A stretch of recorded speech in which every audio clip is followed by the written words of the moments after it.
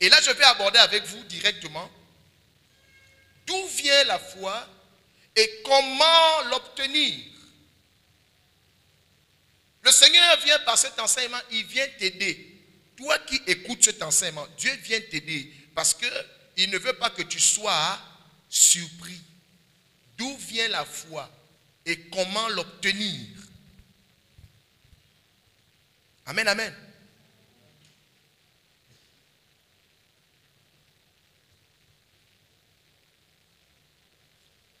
Vous allez me préparer Ephésiens 2, 8, Romains 10, 17. Ephésiens 2, 8, Romains 10, 17. Ce que tu dois retenir dans cette partie, d'où vient la foi et comment l'obtenir, la première des choses, c'est quoi? C'est que la foi est un don de Dieu. Amen. La foi est un don de Dieu. La deuxième chose que tu dois retenir ici, c'est que la foi vient de la parole de Dieu. Amen. La foi est un don de Dieu. La foi vient de la parole de Dieu. Et nous allons lire Ephésiens 2, 8, Romains 10, 17. Ephésiens 2, 8. Car c'est par la grâce que vous êtes sauvés, par le moyen de la foi, et cela ne vient pas de vous, c'est le don de Dieu. Cela ne vient pas de vous, c'est le don de... Ça veut dire que c'est Dieu qui nous accorde la grâce de recevoir la foi. Alléluia. La foi ne vient pas de nous, c'est Dieu qui nous permet de recevoir la foi. C'est un don de Dieu.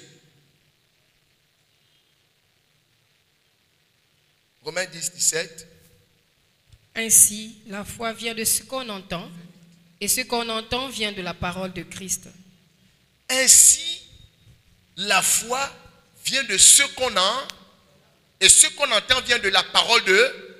Bien-aimé, alors je disais tout à l'heure que d'où vient la foi? Vous savez maintenant que la foi vient de Dieu, c'est un don de Dieu. Amen. La foi vient de la parole, et pour l'obtenir, il faut entendre la parole de Dieu. Il faut entendre quoi? La parole de qui? De Barak. La parole de Samson. La parole de Paul. La parole de Pierre. La parole de qui?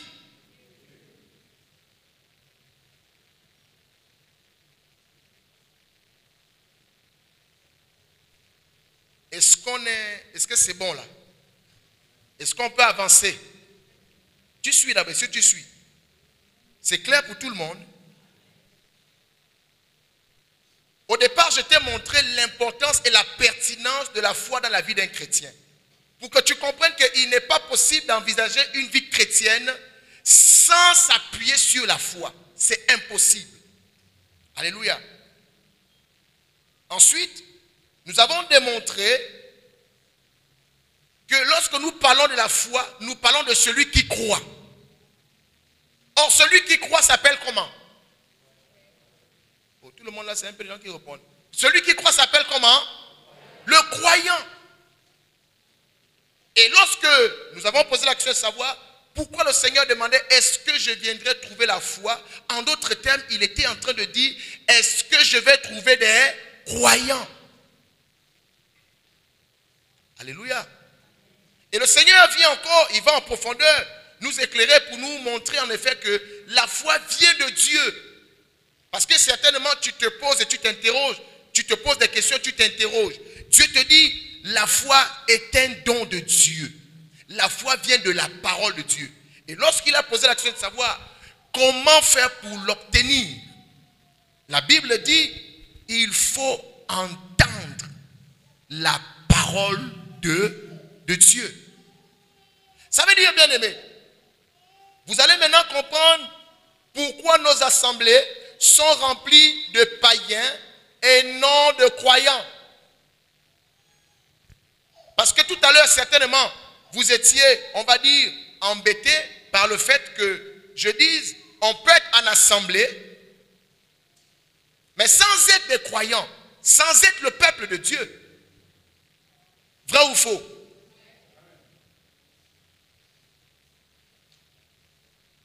Oui, bien-aimés. Nous allons maintenant comprendre pourquoi nos assemblées sont remplies de païens et non pas des croyants. Parce que certainement, il y a la preuve que beaucoup n'ont pas entendu la parole de Dieu. Laissez-moi vous dire une chose. Peu importe celui qui se tient devant vous pour vous exhorter, vous enseigner, vous prêcher. Bien-aimé, si celui qui le fait, au moment où il le fait, ce n'est pas la parole de Dieu, vous n'aurez pas la foi. Du moins, vous aurez la foi, vous serez croyant, mais pas croyant comme la Bible nous le demande. Vous n'aurez pas la foi de Dieu. Et vous comprenez pourquoi la plupart de ceux qui se disent chrétiens sont dans une vie de confusion. Et pourtant, cette même Bible dit, ceux qui sont en Christ ne seront point confus. Mais d'où sort la confusion?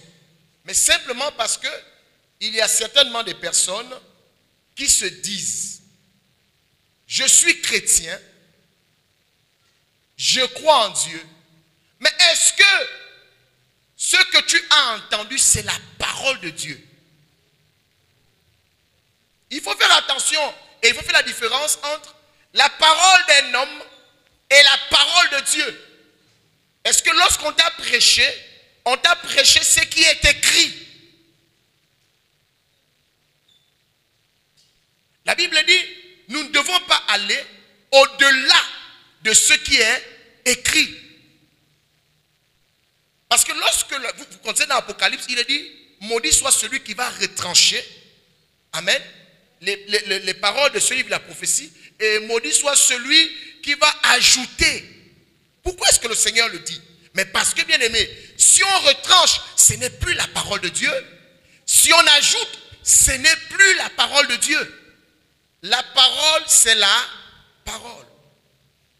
C'est pourquoi si tu es devenu chrétien avec ce qu'on a retranché, c'est-à-dire la parole de Dieu diminuée, ou la parole de Dieu augmentée, ajoutée, bien aimé, tu as la foi, mais tu n'as pas la foi de Dieu.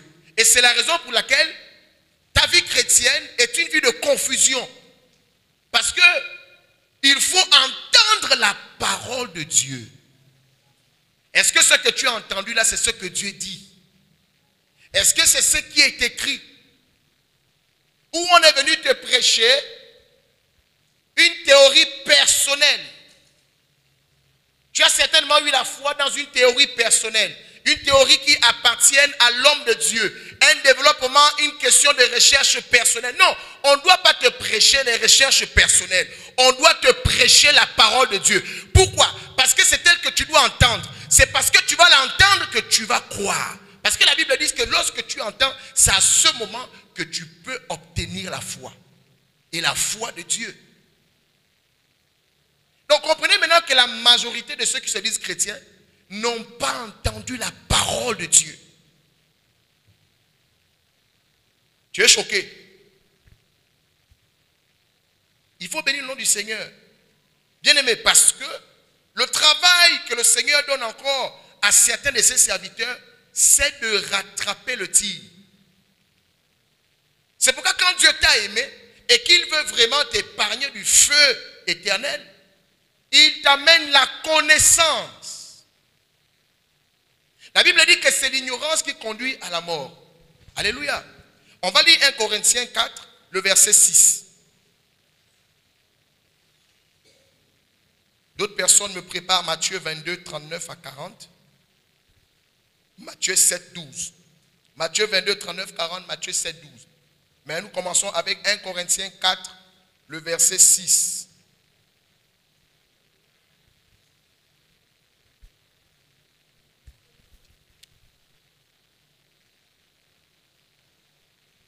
« 1 Corinthiens 4, 6.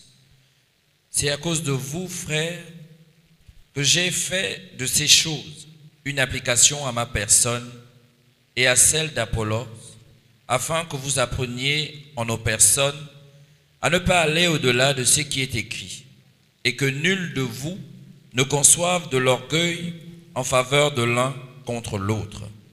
Alléluia. 1 Corinthiens 4, 6 dit, c'est à cause de vous, frères, que j'ai fait de ces choses une application à ma personne, et à celle d'Apollos, afin que vous appreniez en nos personnes à ne pas aller au-delà de ce qui est écrit.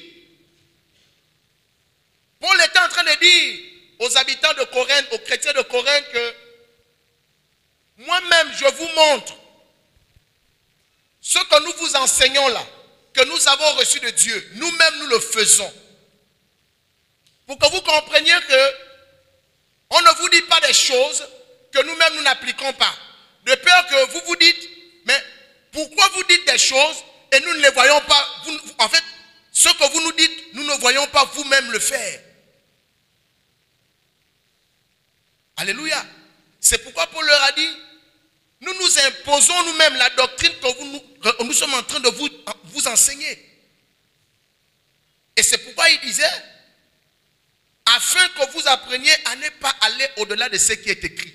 Vous savez, bien aimé, si seulement l'enseignement que tu reçois, si la prédication que tu reçois est au-delà de ce qui est dit, ça veut dire qu'on sort du contexte de la parole de Dieu, on se met dans autre chose. Bien aimé, tu n'auras pas la foi de Dieu, tu ne seras pas sauvé et tu ne feras pas partie du peuple de Dieu. Tu vas cependant penser que tu es chrétien. Bien aimé, tu ne l'es pas.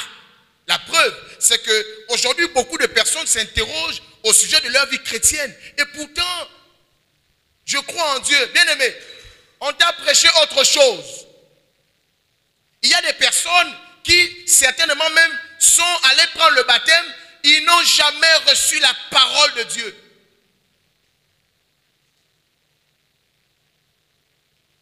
Ils ont entendu autre chose. Et comme aujourd'hui, beaucoup se prêtent à ce qu'on appelle les mystères et les interprétations de la parole. Bien aimé, faites attention. C'est pourquoi la Bible nous parle des chrétiens de Béret.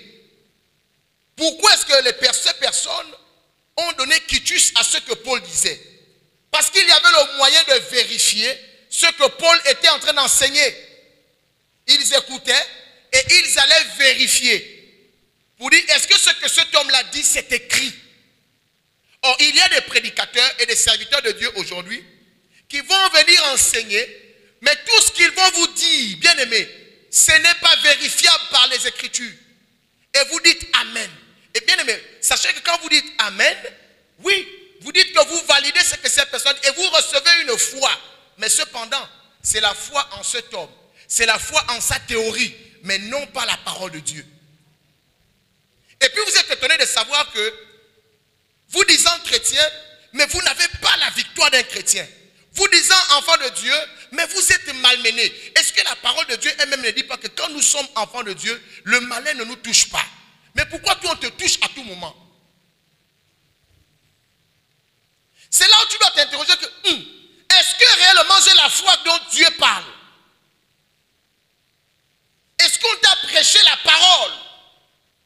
Si on ne t'a pas prêché la parole, si on ne t'a pas dit ce que dit la Bible, bien aimé, tu es en danger. Et tu ne seras pas sauvé. C'est pourquoi le Seigneur demande, est-ce que je vais encore trouver la foi? Pourquoi? Parce qu'aujourd'hui, on n'enseigne pas, on ne donne pas la parole de Dieu. On va donner nos enseignements théologiques. On va donner nos théories personnelles. On va donner nos expériences personnelles. Bien aimé, si ton expérience personnelle n'a rien à voir avec la parole de Dieu, mets ça de côté. Ça ne va sauver personne. Est-ce que vous comprenez? Et j'ai béni le nom du Seigneur. J'étais en train d'écouter un homme de Dieu, du nom de Kenneth Hagin. Et le Seigneur me disait, Barak, est-ce que tu vois que c'est pertinent? Est-ce que le peuple là, en fait, est-ce que tu ne te rends pas compte que le peuple là est tellement, le peuple est dans l'erreur? il ne se demande même pas pourquoi est-ce que moi je me suis interrogé au sujet du fait que, est-ce que quand je vais revenir, je vais trouver des croyants. En effet, peut-être croit-il, mais il ne croit pas comme moi je veux, il ne croit pas en moi. Quand tu dis à quelqu'un, par les meurtrissures de Christ, tu es guéri, combien font confiance à cette parole?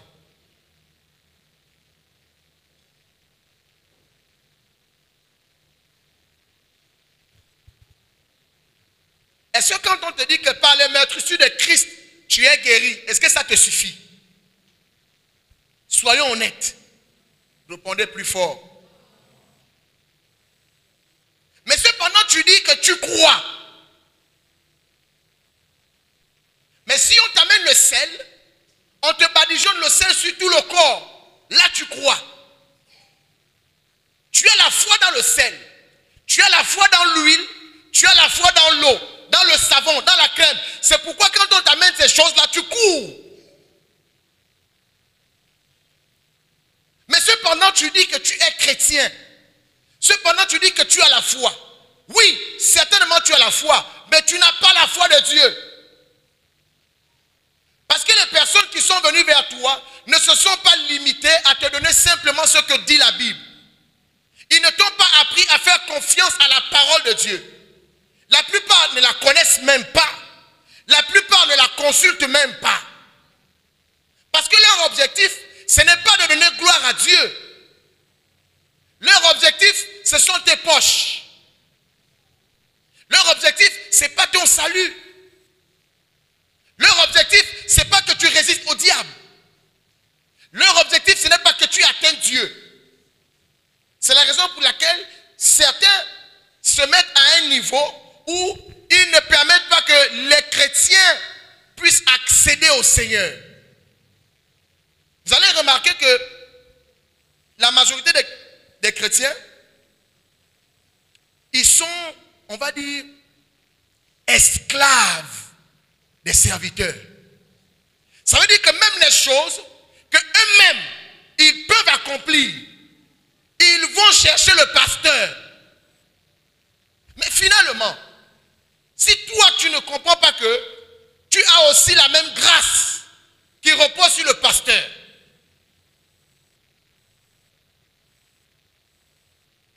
le pasteur est devenu pasteur comment?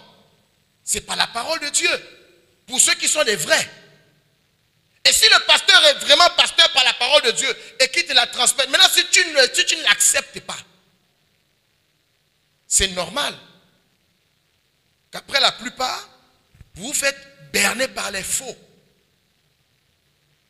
Tu as confiance si on te salit avec toute une bouteille d'huile. Mais tu n'as pas confiance quand on te dit, ne t'inquiète pas, fais confiance au Seigneur. Et on veut me dire qu'on a la foi. Peut-être, mais pas la foi de Dieu.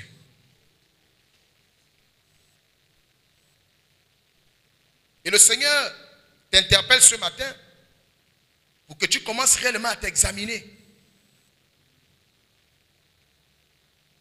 Le problème, comme on peut le voir dans un enseignement, la Bible dit, quiconque invoquera le nom du Seigneur sera sauvé. Mais comment invoqueront-ils en celui dont ils n'ont pas cru? Amen. Parce que pour l'invoquer, il faut croire. Alléluia. Mais comment ils vont croire alors qu'ils n'ont pas entendu parler de ce Dieu-là? Amen, amen. Mais comment ils vont entendre parler s'il n'y a pas de prédicateurs? Prêcher ici, c'est donner la parole de Dieu. Et le Seigneur dit, le problème maintenant c'est quoi? C'est qu'il y en a qui prêchent, mais ils ne donnent pas la parole.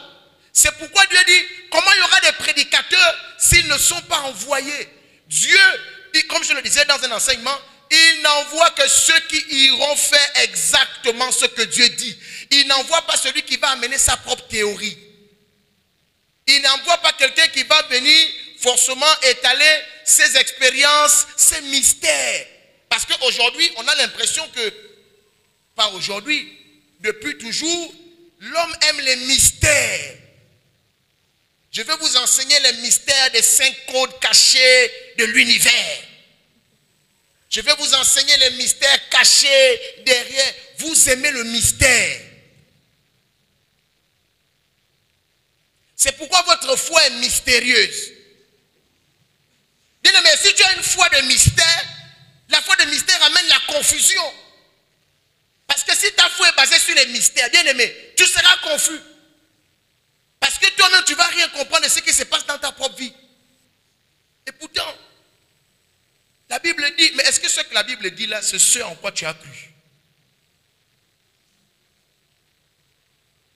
Il a dit, je serai la tête et non la queue. Est-ce que tu crois ça d'abord? Pendant que tu crois à autre chose, tu veux appliquer la parole de Dieu dans ta situation. Non, ça ne marche pas comme ça. Alléluia. Celui qui t'a enseigné, s'il ne t'a pas appris à faire confiance à ce que Dieu dit, bien aimé, c'est sans recevoir la foi. Dieu dit telle chose, c'est vrai. C'est pourquoi vous voyez, les gens du monde, ils prennent des vrais enfants de Dieu pour des fous. Ils disent, mais comment toi tu vas faire confiance à ce qui est écrit? Mais c'est ça, avoir la foi. C'est la raison pour laquelle vous remarquez que aujourd'hui les chrétiens ne consultent plus leur Bible. Ils veulent aller de séminaire en séminaire, là où on va leur enseigner toutes sortes de choses. Mais sans la parole, on va certainement résoudre ton problème quelque temps. Mais tu verras que la situation va revenir. Alléluia. C'est la parole. Amen, amen. La parole s'explique par elle-même. Amen. Donc on n'a pas besoin de venir faire des interprétations à titre personnel. Non, vous savez, le Seigneur m'a révélé que, bien aimé, si la révélation que tu étales n'est pas en analogie avec les Écritures, garde ta révélation. Ça peut nous embrouiller. C'est pourquoi la Bible dit que la prophétie doit être en analogie avec la parole. Et si quelqu'un me suit, la parole s'explique par elle-même.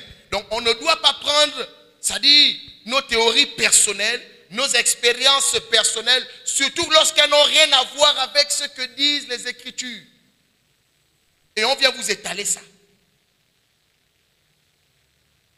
Il y a certains qui se permettent de dire que la Bible ne dit pas tout. Et toi, tu crois à ça. Et quand tu te fais avoir et que tu n'as pas de victoire, tu te demandes encore qu'est-ce qui se passe. Mais parce que justement, on t'a eu. On doit te dire ce que Dieu dit. Et ce que Dieu dit, c'est ça la vérité. La Bible dit, tu connaîtras la vérité et la vérité t'affranchira. La vérité là, c'est ce que Dieu dit là. Et si tu as compris ça, tu ne vas plus négliger ta Bible. Tu vas prendre le temps de la lire. Tu vas prendre le temps de méditer. Et quand le Seigneur verra que tu as faim et soif de connaître, il va te permettre de bien comprendre. Et ta foi va grandir. Plus tu connais ce que Dieu dit, plus ta foi est grande. Plus tu peux faire face à l'ennemi. Tu veux combattre le diable avec le feu. Qui t'a dit qu'on combat le diable avec le feu? Oh, le combat spirituel. Qui t'a dit que le combat spirituel, c'est le sport que tu fais la nuit?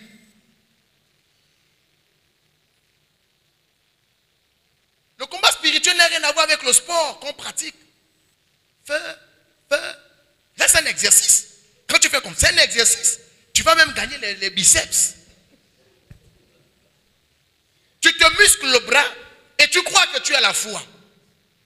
Tu te gazes les cordes vocales. Comme on a vu dans une vidéo, un frère qui prie. Il fait comme ça là. Bien aimé, pourquoi? Est-ce que pour faire face à l'ennemi, Dieu a dit on doit casser les cordes vocales? C'est la raison pour laquelle, quand vous amenez les chrétiens, les enfants de Dieu, dans dans la véritable dimension. Ils trouvent que c'est trop simple. Ils trouvent que non. Est-ce que seulement en chantant, en adorant, on va avoir la victoire? Parce que tu n'as rien compris. Tu ne fais pas partie du royaume. Toi, tu crois en effet que pour avoir la victoire, il faut faire le sport. Non. Dieu n'a pas dit que c'est en faisant le sport qu'on aura la victoire. La victoire s'obtient par la foi. Qu'est-ce que Dieu dit? La parole de Dieu nous montre que un temps le peuple d'Israël était menacé. Dieu leur a dit, mettez-vous là et louez-moi seulement. Non, mais comme toi tu ne crois pas à ce que Dieu dit et ce qu'il est capable de faire, tu vas trouver que c'est trop simple. Si on n'envoie pas le feu, le diable n'est pas parti. Si on n'a pas fini le sel sur moi, jusqu'à ce que les yeux me piquent, c'est que je ne suis pas... L'homme de Dieu n'a rien fait. Si on n'a pas fini la bouteille d'huile, où je sens que moi-même maintenant pour marcher, je glisse. Bien aimé, Dieu n'a pas dit que c'est en glissant que tu es guéri. Il a dit que c'est par les maîtresses de Christ que tu es guéri. Tu n'es pas guéri parce que tu vas glisser. Tout ceci pourquoi? Parce qu'il y a des personnes qui sont venues mettre votre foi dans ces choses. Tu ne peux pas dire à un enfant de Dieu, sois béni, vas-y. Il va dire non, c'est trop simple. Ah bon? Il faut continuer avec la foi là, tu vas voir. La foi des mystères. Dis avec moi au nom de Jésus. Je refuse la foi des mystères. Ma foi est basée sur ce que Dieu dit, sur sa parole. Oui, bien aimé, c'est sur la parole. Alors, vous avez aimé cette prédication de l'apôtre Barak Israël. Dirigez-vous vers notre page Onction Ministry TV, YouTube. Et vous allez trouver d'autres enseignements qui vous seront bénéfiques. Alors, activez la cloche de notification pour recevoir d'autres enseignements. Et likez, laissez un commentaire si vous en avez besoin. Vous avez des questionnements, laissez un commentaire et nous ferons le plaisir de vous répondre. Si vous voulez participer au culte en direct, vous êtes à Libreville. Vous avez juste à vous diriger vers le PK8 en face du marché banal. Onction Ministry se trouve juste à côté de la pharmacie Saint-Esprit. C'est juste là où vous allez venir. C'est juste le bâtiment carrelé. Vous allez voir, vous allez appeler. On vous laisse un numéro WhatsApp, un numéro d'appel. Alors le numéro d'appel, c'est celui-ci. 074 73 12 48. Et le numéro WhatsApp, vous pourrez également appeler ou bien écrire. C'est le 066 51 49 22. Alors soyez massivement bénis. Je vous bénis déjà de ce que vous avez regardé cet enseignement et je crois que vous allez encore être bénis davantage.